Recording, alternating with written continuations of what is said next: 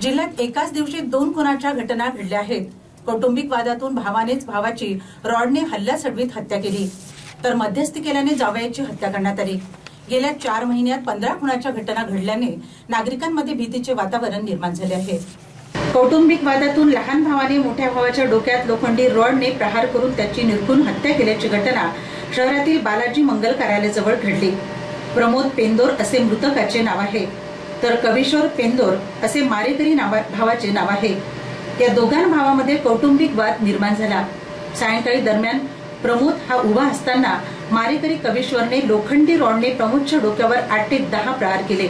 यात प्रमोद रक्ताच्या थारोळ्यात खाली कोसळला। अति रक्तस्राव झाल्याने प्रमोदचा जागीच मृत्यू झाला। दरम्यान पोलिसांनी या प्रकरणी खुनाचा गुन्हा दाखल केलाय। भांडणाच्या मध्ये का आला म्हणून जावयाची हत्या करण्यात आल्याची घटना यवतमाळच्या तलावखैर परिसरात उघडकीस आली। शेरू ठाकूर असे मृतक जावयाचे नाव आहे, तर नितीन कटरे असे मारेकऱ्याचे नाव आहे। कविता कटरे आणि नितीन कटरे यांचा वाद सुरू होता। दरम्यान मृतक शेरू हा त्यांच्यामध्ये आल्याने नितीन कटरे याने त्याला जबर मारहाण केली। त्या शेरू ठाकूर याचा मृत्यू झाला।